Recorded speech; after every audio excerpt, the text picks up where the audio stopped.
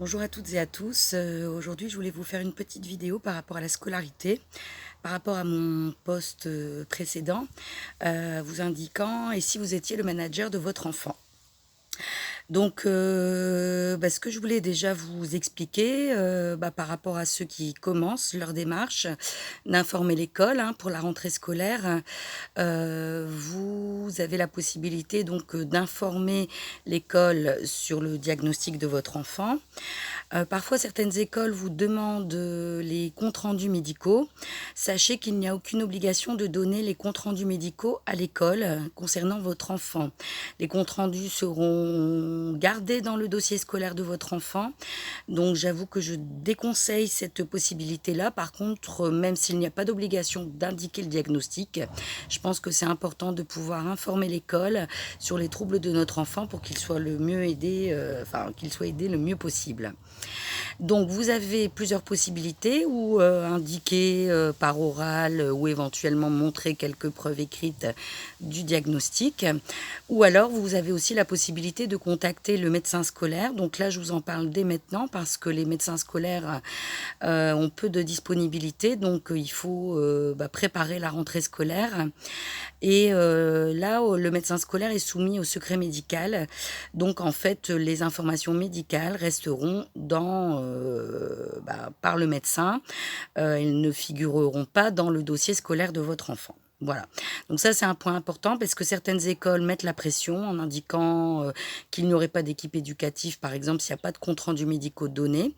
Hein, c'est ce qu'on m'a affirmé concernant mon enfant et j'ai refusé. Je suis passée par le médecin scolaire et il n'y a effectivement aucune obligation de donner ces comptes rendus médicaux. Hein. On ne demande pas aux enseignants leur certificat médical lorsqu'ils sont absents. Donc c'est la même chose pour nos enfants. Il y a des choses aussi qui ne sont pas forcément à diffuser. Voilà, donc ça c'était le petit point par rapport à ça. Donc ce que je voulais vous dire, c'est que vous êtes vraiment, vous, le manager de votre enfant. Vous êtes la personne la mieux à même à comprendre, à connaître votre enfant. Et donc vous devez vraiment vous informer et vous former au TDAH pour pouvoir l'expliquer correctement, l'argumenter correctement. Donc il y a plusieurs possibilités. Vous pouvez bien sûr suivre des formations. Vous pouvez aussi lire beaucoup de documentation, notamment celle de la Haute Autorité de Santé que je vous mettrai dans un lien. Il y a aussi l'interview du docteur Kochman qui est vraiment très intéressante et qui n'a pas été regardée tant que ça. Donc j'avoue que je le regrette un peu parce que je trouve que c'est vraiment intéressant. Il y a la plaquette qui a été réalisée par l'hôpital de Bray et l'académie de Créteil sur le TDAH en résumé et les aménagements scolaires possibles, donc là qui sont résumés dans cette plaquette que vous pouvez également vous procurer imprimé. Donc je vous conseille en fait dès la rentrée scolaire de prendre rendez-vous avec l'enseignant ou les enseignants pour expliquer ce que c'est le TDAH et demander quels sont les aménagements scolaires possibles. Donc ce que je vous conseille, c'est vous de réfléchir à ces aménagements scolaires parce que les enseignants sont parfois perdus aussi, même s'ils ont envie de bien faire, ils ne sont pas formés, ils ne savent pas quoi mettre en place. Donc je vous conseille de regarder un petit peu cet été ce qui peut fonctionner pour votre enfant. Je vous donne un exemple, hein, ici pour Pauline, elle a en fait un coussin à picot qu'elle met sur sa chaise qui lui permet de bouger un peu, c'est pas magique, hein, mais ce sont des petites astuces. Elle a une vieille chambre à air, usagée, hein, qui est mise au niveau de sa table pour qu'elle puisse faire une pression avec ses pieds au niveau de cette chambre à air. Et c'est vrai que ça fonctionne bien. Elle me dit que ça l'aide à réduire un peu l'impulsivité et puis lui permettre de bouger ses pieds et un peu son corps sans trop déranger les autres puisque c'est pas bruyant. Il y a aussi possibilité d'avoir des balles anti-stress, des fidgets, etc., hein, qui permettent un petit peu d'aider l'enfant.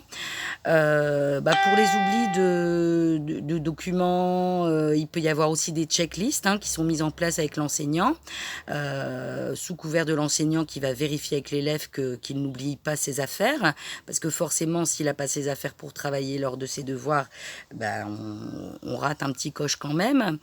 Donc voilà, il y a tout un tas de choses à mettre en place, découper les consignes, donner des responsabilités aux élèves, par exemple ramasser des copies, essuyer le tableau, etc. Donc c'est vrai que ça va permettre à l'enfant de bouger, de se recentrer justement, et puis d'être un petit peu valorisé aussi par rapport à l'enseignant, s'il le valorise. On constate bien que lorsque l'enseignant est bienveillant, qu'il y a des aménagements scolaires qui sont mis en place, tout se passe très bien au niveau de la scolarité. Il y a possibilité d'avoir une scolarité en milieu ordinaire. Par contre, c'est vrai qu'on a pu le voir, hein, quand les enseignants ne souhaitent pas mettre en place les aménagements scolaires, c'est beaucoup plus difficile. L'enfant a tendance à décrocher, donc il faut absolument prévenir. Alors, on a des enseignants qui vont nous dire aussi, on connaît très bien hein, le TDAH, on gère, vous inquiétez pas, mais pour l'instant, ça va. Ils n'en savent rien parce que ça ne se voit pas, ce ne sont pas des spécialistes. Donc, il y a des recommandations qui sont faites par les professionnels de santé et vous devez, vous, exiger que les choses soient faites.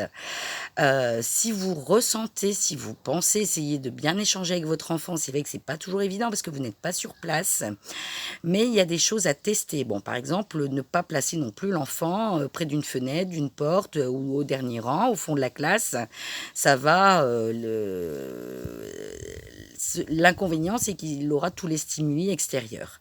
Donc, il faut éviter ça. L'idéal, c'est peut-être de le placer au premier ou deuxième rang. Deuxième rang, comme ça lui permet de voir ce que les autres font au niveau du premier rang. Voilà. Donc, il y a quand même tout un tas de choses à mettre en place. Et ça, vous avez des devoirs, mais vous avez également des droits. Votre enfant a des droits. Donc, moi, ce que je voudrais, c'est qu'il faut arrêter de culpabiliser. Vous êtes là pour connaître bien le TDAH et vous devez l'expliquer. Si vous ne l'expliquez pas, ça ne fonctionnera pas et ils arriveront à vous déstabiliser si vous ne connaissez pas assez votre sujet. Donc c'est pour ça que, comme j'ai indiqué de manière un peu humoristique, c'est que vous avez des devoirs cet été. Donc je vous invite vraiment à vous imprégner un petit peu de ce qu'est exactement le TDAH, quelles sont les conséquences, et ça vous permettra de vous affirmer auprès des équipes éducatives. Parfois, il n'y a pas de nécessité, bien entendu.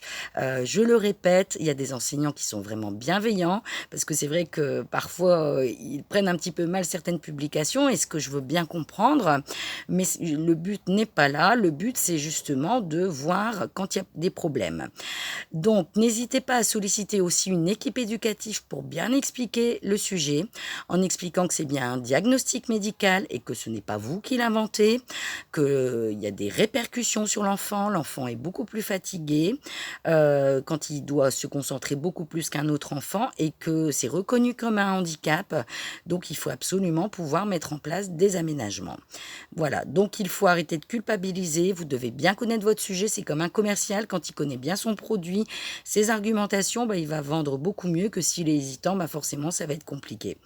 Donc, c'est pour ça que vraiment, vous êtes les managers ou les avocats, comme une maman a dit, de votre enfant. Et vous devez, sans agressivité, mais argumenter les choses et demander les choses.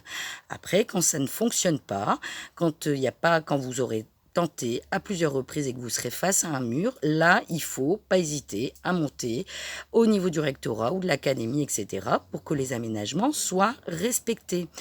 Là, c'est vrai que je me rends compte au niveau des témoignages sur les enfants qui ont été maltraités. En fait, les enseignants ne veulent pas comprendre. Quand il s'agit de ces situations-là, les aménagements scolaires ne sont pas mis en place. Donc, c'est comme une cocotte minute. Les enfants encaissent, et puis après, ça pète. Ça pète, ils vont avoir une crise, ils vont lancer des chaises, après on va avoir peur d'eux. Mais il faut savoir pourquoi, d'où ça vient dès le départ. Et là, c'est bien pour ça qu'il faut prévenir ces choses-là. Donc vraiment, je vous invite, je me répète, mais je vous invite vivement à vous préparer pour la rentrée, à bien connaître votre sujet, pour bien argumenter, quitte à faire un exposé devant votre glace, prendre les arguments qui sont vraiment importants, réfléchir aux aménagements scolaires qui conviendraient à vos enfants. Et puis, bah, vraiment de vous saisir de ce sujet et d'en parler aussi partout, hein. Ça, je referai une autre vidéo à ce sujet. Mais voilà, je veux que vous preniez confiance en vous parce qu'il n'y a que vous qui allez pouvoir défendre la cause de vos enfants. Ça viendra pas tout seul au niveau des ministères. Pour l'instant, ils n'ont pas envie de se saisir du sujet. Ils refusent de recevoir notre association. Apparemment, tout est mis en place. Bah, effectivement, c'est pas ce qu'on constate sur le terrain. Donc nous, du côté de l'association, on continue notre démarche. Vous nous aidez beaucoup grâce à vos témoignages. Et vous, de votre côté, vous avez aussi votre job à faire pour votre enfant, mais également sensibiliser autour de vous si on veut que la cause du TDAH avance. Voilà. Donc, n'hésitez pas si vous avez des questions, des remarques, des choses comme ça. Mais là, c'était le message que je voulais vous délivrer pour préparer la rentrée scolaire, hein, qui va vite arriver.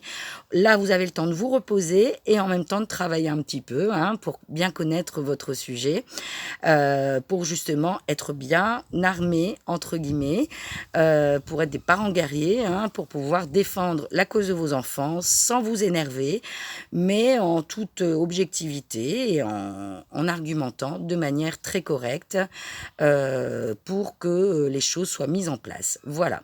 Je vous souhaite un bel été, à très bientôt pour une autre vidéo et une très belle journée à vous. Au revoir.